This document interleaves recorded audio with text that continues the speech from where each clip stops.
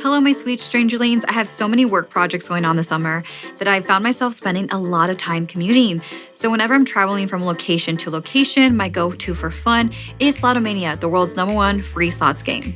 Slotomania is a unique gaming experience with really beautiful graphics, huge jackpots, and fun freebies.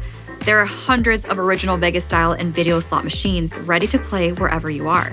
Download Slotomania, the #1 free slots game on the App Store or Google Play Store and get 1 million free coins. That's Slotomania on the App Store or Google Play Store for 1 million free coins. Hello, spooky friends. It's Blair Bathory, here to bring you your weekly dose of horror. By now, you should know that I love exploring haunted, abandoned, and creepy places.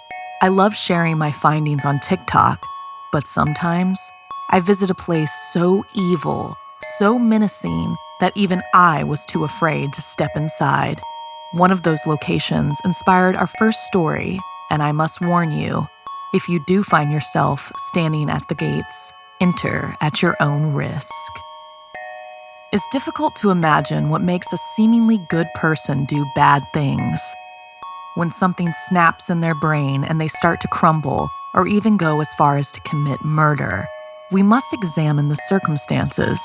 Were they evil all along, or was there something else compelling them? They may have unfortunately ended up in a hellish place. First, dying to breathe, followed by a sea of death, then a hellish haunt. Finally, in our featured story, a copycat killer. I receive hundreds of creepy story submissions every single week. And of those, the scariest ones make it into our podcast, along with the story that we've chosen to animate and post over at youtube.com/snarled. If you have a tale you're dying to share, send me an email at somethingscary@snarled.com. If you'd like to support Something Scary, then consider joining our Patreon. As a patron, not only can you help the show and see ad-free episodes, but you can also be a part of the horror and hear your name featured in one of our podcast or weekly video stories. Visit patreon.com/snarled. So, want to hear something scary? A hellish place. When you don't pay attention to history, it's bound to repeat itself, and you'll be doomed like everyone before you, like in this story inspired by Nicole. A mansion in Cleveland, Ohio, called Franklin Castle, went on the market for the first time in 4 decades. Paul Walter, architect and historian, was not only the first to bid on the property, but offered $100,000 over the asking price to solidify the deal. Built in 1881 with 20 bedrooms, it was the perfect yet rather flamboyant sanctuary for just one man and his wife. On an aesthetic level, Paul adored anything with gargoyles and turrets. But what would 2 people with no children do with such a vast place, especially one with such an ominous history? Within 3 weeks of the original bid, the Walters began to move into Franklin Castle. The movers were quick and efficient, seeming desperate to get in and out of the house as fast as they could. Most knew the stories, and even the new guy felt a general sense of unease within the building. Just before leaving, the head mover handed Paul papers to sign and quickly asked if he was aware of the estate's history. The proud new owner nodded with an unnerving grin. Within seconds, the moving trucks were gone, leaving the Walters to prepare their new home for whatever plans they had. Within 3 months, the property was up and running as a bed and breakfast. There'd been a high turnaround in contractors, many citing feeling uncomfortable in the property. There were rumors of cold spots, unexplained shadows, but the Walters dismissed it as disgruntled staff. They spent thousands of dollars promoting the place in a way that would help out-of-towners forget its history. But many locals couldn't. Whispers of torture and murder dating back to the late 1800s spread through town for decades, along with rumors directed at the original builder and resident, Hannes Tiedemann. Tiedemann was a German immigrant who claimed he wanted to make a new life for himself. However, after having only lived there 27 years, he left a tragic legacy and stories of many deaths inside the walls of the mansion. His wife and mother and all of his children had died, leaving the house to the state after his own passing. Without an heir and as the last to die, Tiedemann was posthumously accused of murder, or at the very least negligence, leading to so many tragedies. But the Walters spun a fantastic marketing plan, applied paint and spackle, and denied any talk of hidden tunnels or passageways. And travelers from out of state ate it up with a spoon. They began to fill the B&B by the dozens on a regular basis, although some wondered if the accused murderer, or indeed his innocent victims, had ever really left. The 4th of July, the place was fully booked, heaving with guests. The Walters threw an elaborate barbecue, finishing the evening off with impressive fireworks. Once all the guests had retreated to their rooms, a strange smoke began to seep into the hallways. The outside doors were locked and chained shut.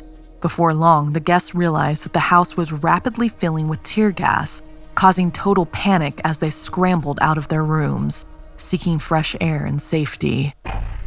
The 32 patrons fled down the hallways and corridors trying to escape. They kept going downward, following each other like lemmings, anxiety rising. They eventually, though coughing and disoriented, reached the ice-cold basement where their host Paul and his wife, wearing gas masks, greeted them. The guests were confused, pleading for help. The dim lighting flickered as the already crammed room seemed to welcome more shadowy figures. There were screams, the sound of begging to be set free. But the Walters, formerly known as the Tiedemann descendants, were there to carry on the family mission with a little help from Hannes himself, or at least the malevolent entity he had become.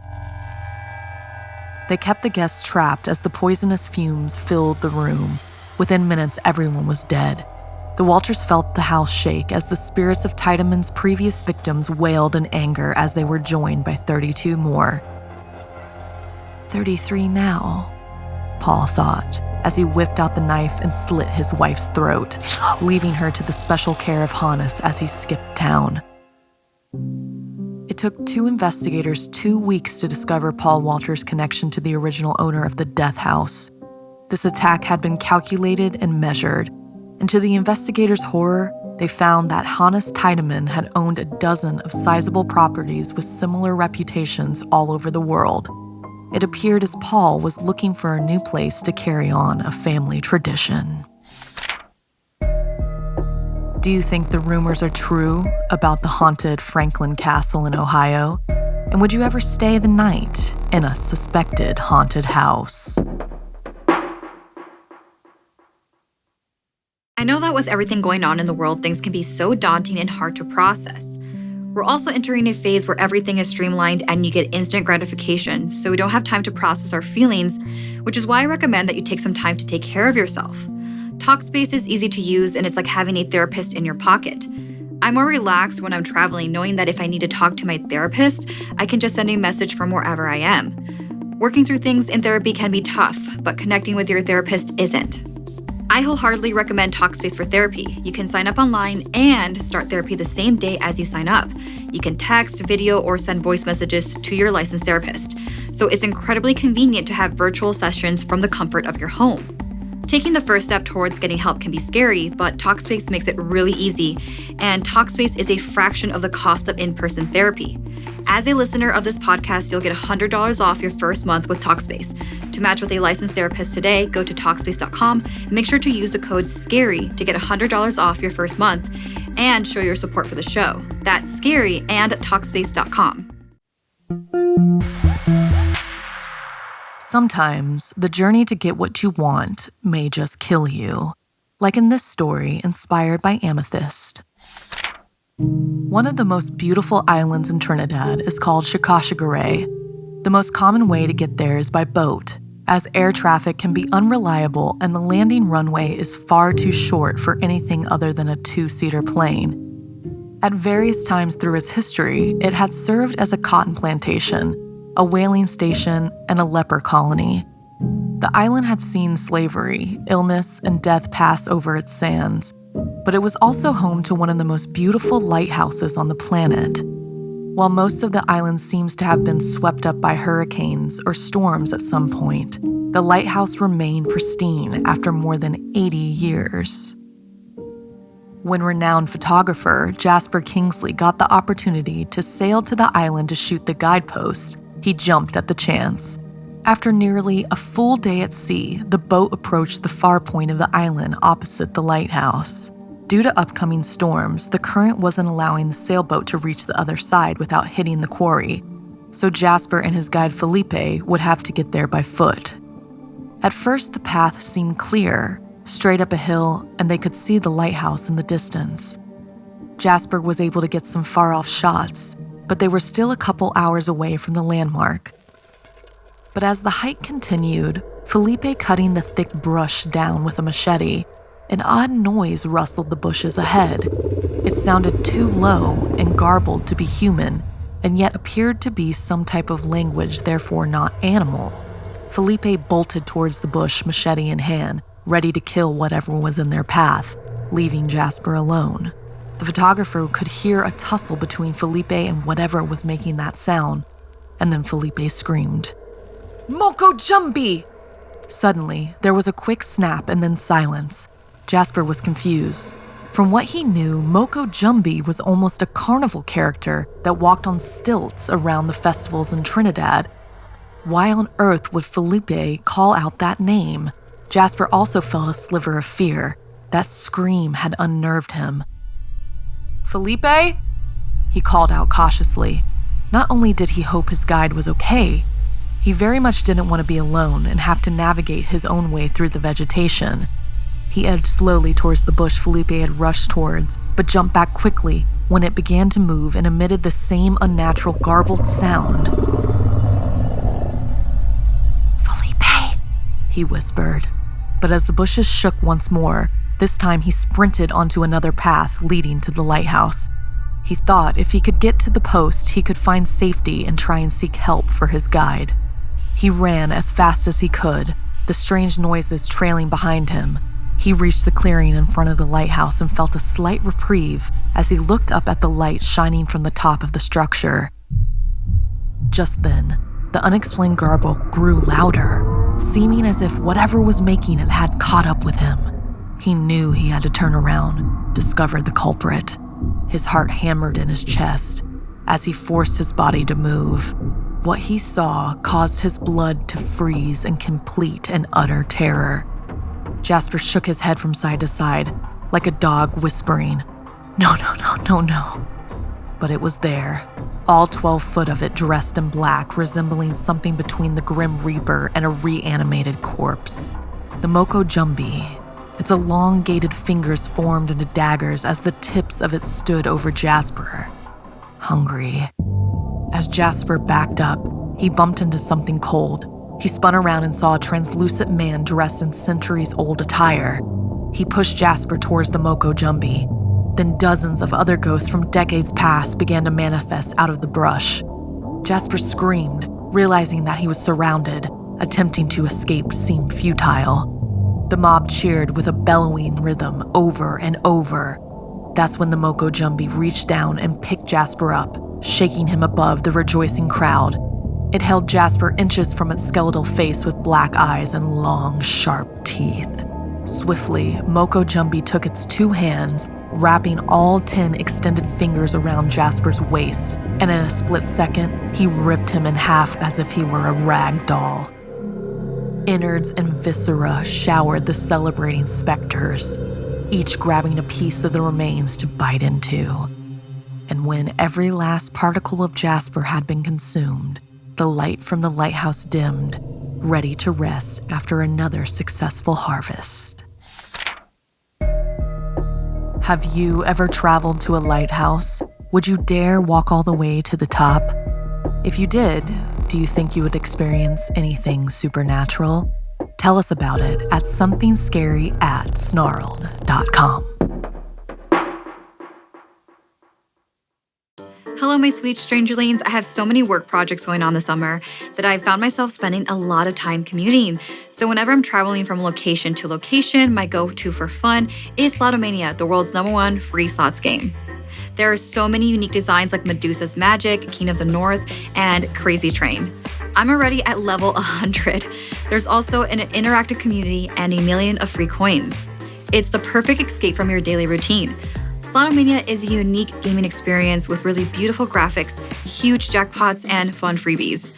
I get so excited when I win a big jackpot. There are hundreds of original Vegas-style and video slot machines ready to play wherever you are. I love that it's like a Vegas vacation without the luggage. When your day is feeling stale, just ask, what will today spin? If you're 21 or older, you can join millions of players around the world. Download Slotomania, the #1 free slots game on the App Store or Google Play Store and get 1,000,000 free coins. That's Slotomania on the App Store or Google Play Store for 1,000,000 free coins. A new business can bring people together, and seeing hard work pay off is inspiring. But that might not be all you see in this story, written by Janine Pipe. Rain looked at the building. It was simply amazing what some plastic decorations could do to lift what was otherwise just another plain and abandoned warehouse. It had been her idea to rent the place out when she found they were due for demolition in a few months. Not because they were condemned, but it was simply cheaper to start again rather than to try and repair them. There wasn't much for horror fans to do in their town when it wasn't the fall, and so she and a few of her buddies decided to pool their savings, rent out the building, and turn it into a year-round haunt, complete with scare zones and actors. It was extremely lo-fi for now, with literally all hands on deck and even their parents and siblings playing vital roles in the construction or running of the business. But now the evening before opening, they were all here to do the final run-through, and Rain was so proud. Denzel had a GoPro strapped to his head and would be the first of the group to test out the scares, make sure all the actors were in place and everything that should be backstage was. Rain and her partner Becca sat watching the monitor. When Denzel was on speakerphone, should they need to clarify anything as he made his way through the haunt, all actors were in place, all props checked. This was the last chance to check how it looked. It was just before 6 p.m., but the warehouse let in very little natural light. To start, everything seemed fine.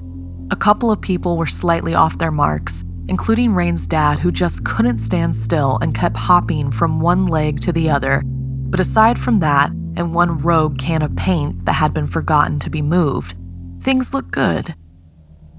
Denzel was around 3/4 of the way through when the GoPro started acting up.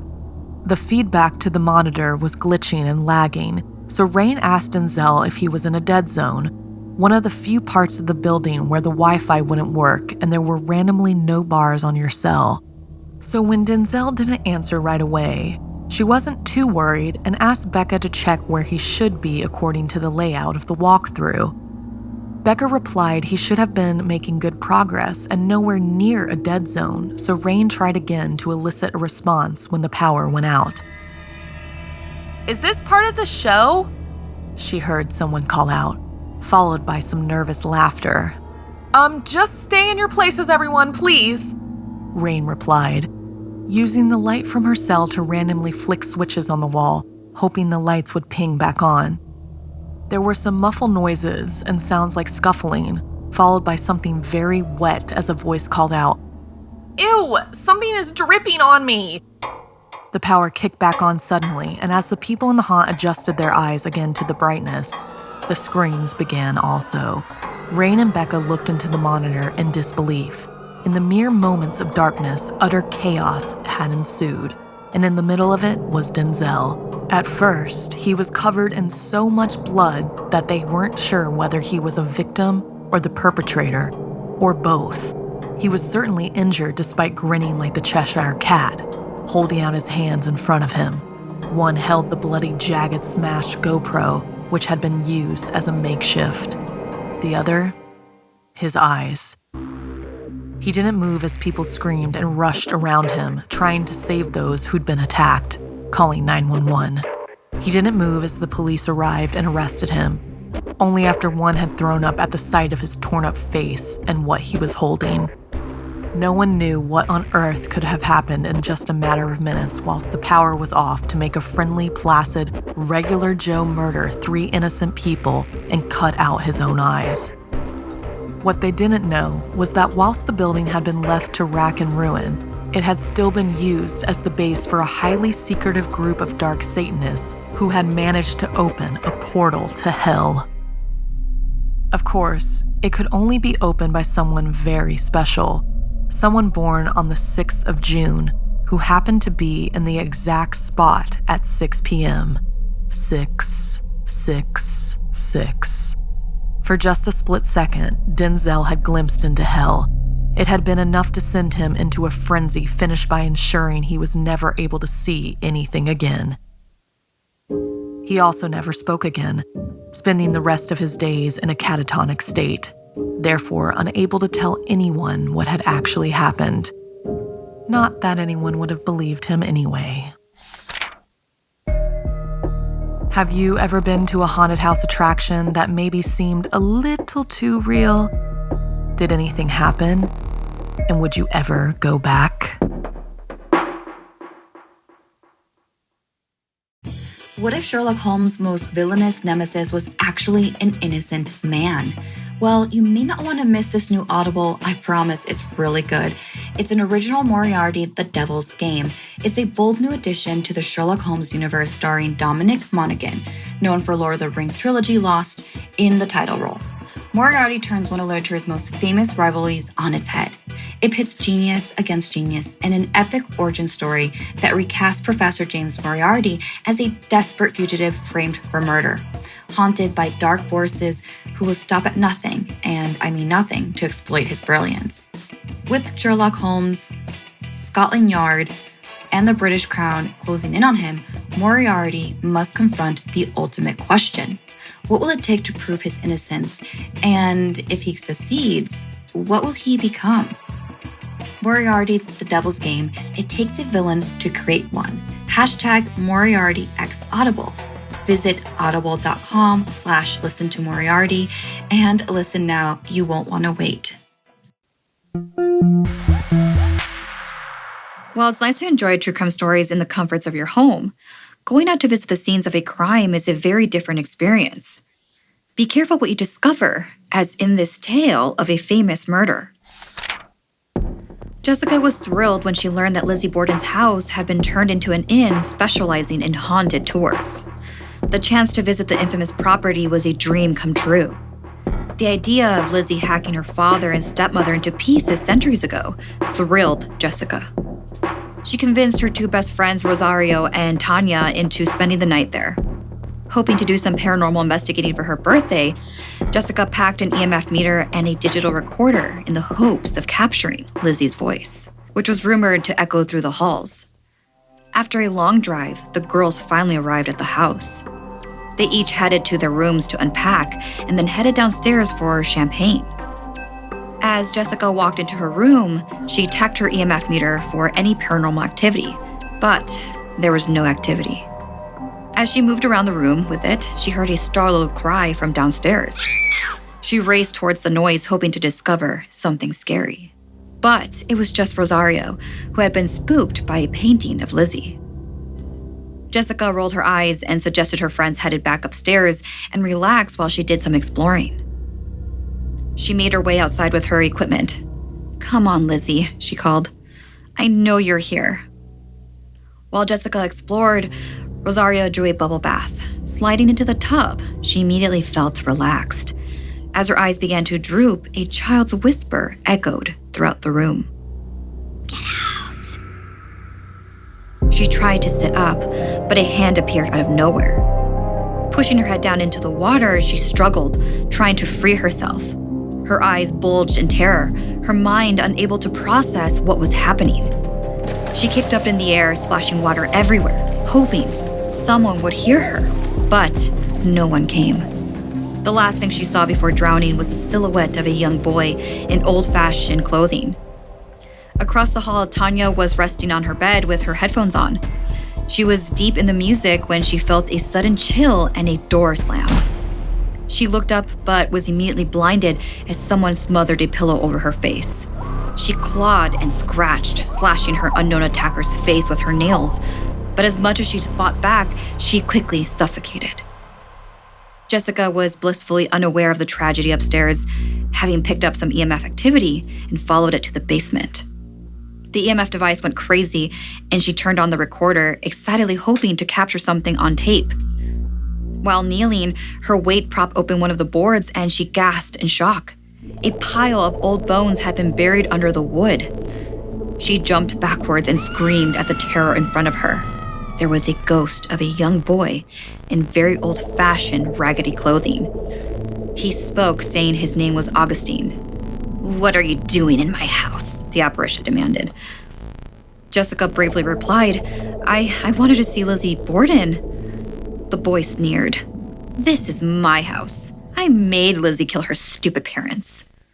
While Jessica trembled with fear, Augustine revealed his father had buried him alive under this very floorboard as punishment hundreds of years before he killed his baby sister. A chill ran down Jessica's spine as she realized that her two best friends were upstairs alone. She raced to their rooms, but of course it was too late. They were both dead.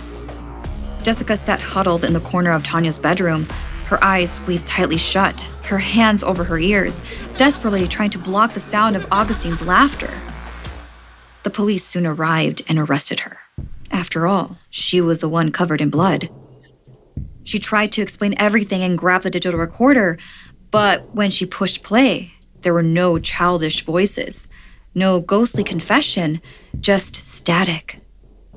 She begged them to look under the floorboards in the basement, but they found nothing. No bones, not a shred of evidence to corroborate her story.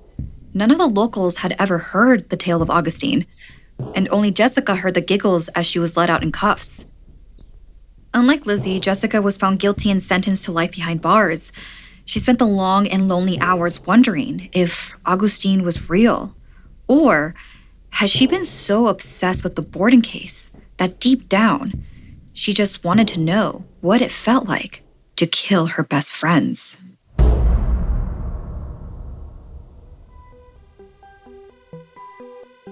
This week's podcast stories were edited by Sarah Lukasiewicz, Janine Pipe, and Stephanie Strange. Narration by Blair Bathory and Stephanie Strange. Audio edited and mixed by Fitz Harris. Additional audio editing by Calvin Linderman. Art and graphics by Irma Richardson. Produced by Anna Villalobos. Executive produced by Gail Gilman. Music by Sapphire Sindalo and Calvin Linderman.